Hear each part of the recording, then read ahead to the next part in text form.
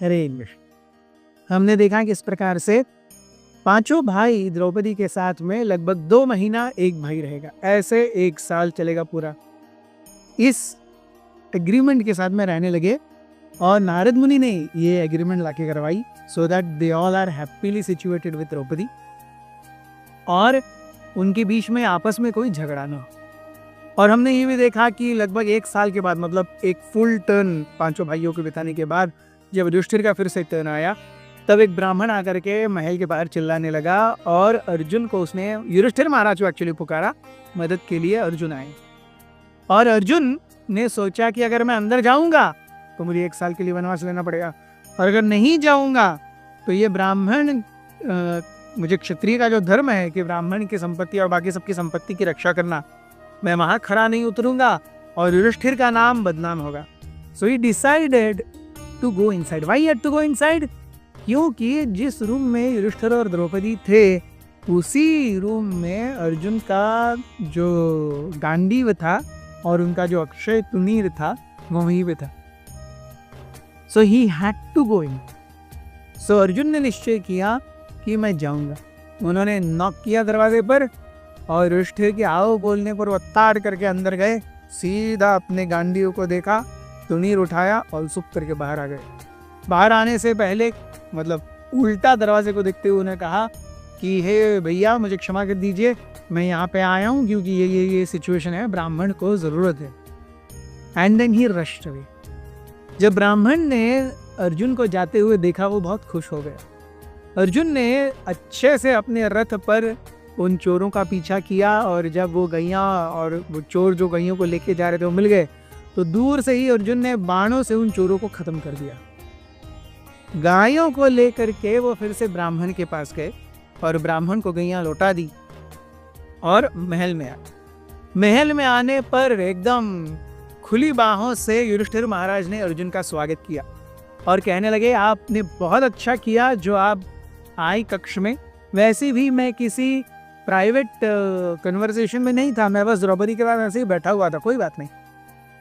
अर्जुन सुने, लेकिन अर्जुन सुनने के बाद में कहने लगे, भैया according to the understanding I should not have come there. So मुझे धर्म के अनुसार 1 वर्ष का वनवास लगेगा और मैं उसके लिए आपकी स्वीकृति चाहता हूँ, आप मुझे कृपया अनुमति दीजिए। युधिष्ठिर वो शॉक्ड, बोले, अरे अपने कर्तव्य का पालन करने के लिए किस बात की अनुमति चाहिए? क्षत्रिय का कर्तव्य है कि वो किसी भी दीन दुखियारी की रक्षा करे। अच्छा, मैं ऐसी परिस्थिति में नहीं हूँ कि आप न अंदर आए, आपने नॉक किया है और मैंने खुद कहा है आप अंदर आओ, और प्लस आपने मेरे नाम के लिए, कि मेरा नाम और राजा का नाम खराब ना हो इसलिए किया। You have acted out of duty and not because you wanted to see Draupadi. Yudhishthir फिर भी कहते हैं कि देखो मैं बड़ा भाई हूँ, बड़े भाई और उसकी पत्नी जब कक्ष में होते हैं तो उनके इसमें छोटे भाइयों का आना चलता है। बड़ा भाई और उसकी पत्नी ये छोटे भाई के लिए माँ के समान है और पिता के समान है, तो माँ और पिता के सामने किस प्रकार की लज्जा है, कोई बात नहीं है। ये जो रूल है इट मोर स्पेसिफिकली अप्लाइज अगर कोई बड़ा भाई छोटे भाई और उसकी पत्नी के बीच में जाए, तब वो गलत बात होती है। आप अपने बड़े भाई के कक्ष में आए हो, आपको जाने की जरूरत नहीं है।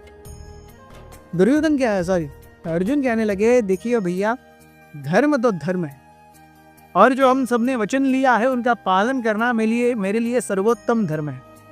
आप ही ने कहा है कि सत्य और धर्म को कभी नहीं छोड़ना चाहिए, पुण्य को कभी भी छोड़ना नहीं चाहिए, तो मैंने जो शब्द दिया है उसके अनुसार मुझे कार्य करना ही होगा।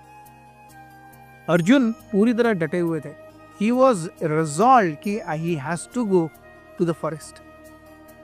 पांचों भाइयों, बाकी 4 भाइयों और द्रौपदी के बहुत मनाने पर भी अर्जुन अपनी बात पर डटे रहे। नहीं नहीं नहीं, मुझे धर्म के सिद्धांत का पालन करना है और मुझे अपनी नजरों में नहीं गिरना है। देखिए कितनी सुंदर बात है। सारे अर्जुन को बोलने का प्रयास कर रहे हैं, मत जाओ। अर्जुन कहते हैं नहीं, मुझे अपनी नजरों में नहीं गिरना है। So someone who does not act according to duty or dharma, in one sense, he falls down in his or her own eyes. And this is not at all good. आजकल तो सामान्यतः लोग इतने ज़्यादा ये हो गए हैं कि उनके स्वयं की नज़र में गिरने का मतलब ही नहीं पता है, क्योंकि प्रिंसिपल्स बहुत शालो हो गए हैं। अर्जुन की सोच देखिए, मैं अपने नज़र में नहीं गिरना चाहता। जब अर्जुन किसी भी तरह से नहीं मान रहे थे, reluctantly Bhima and Yudhishthir give permission, जानते हुए कि ये भगवान की करनी है। अब ऐसी परिस्थिति में जब किसी के अंदर कोई कंट्रोल, जब किसी का कोई बस न चले तो क्या करें? यही मानना चाहिए कि यहाँ जो कुछ भी हो रहा है उसे भगवान की स्वीकृति प्राप्त है, and may be definitely something good is going to happen by this in Arjun's life और इन आवर लाइफ। ऐसा कहते हुए उन्होंने आज्ञा दी। अर्जुन सबको, बड़ों को नमस्कार करके, छोटों को आलिंगन करके, द्रौपदी से विदा ले करके चले गए। उन्होंने निश्चय किया कि वो गंगा के किनारे किनारे किनारे किनारे ऊपर हिमालय की ओर जाएंगे, और ऊपर जा करके हिमालय को एक प्रदक्षिणा करके नीचे नीचे गंगा के उस तरफ के घाट से नीचे आएंगे और फिर से इंद्रप्रस्थ आएंगे। ऐसा कहते हुए और सोचते हुए अर्जुन ने अपना महल छोड़ दिया और वो अपने तीर्थाटन पर निकल गए। बहुत बहुत धन्यवाद। ग्रेट। अथ श्री महाभारत कथा।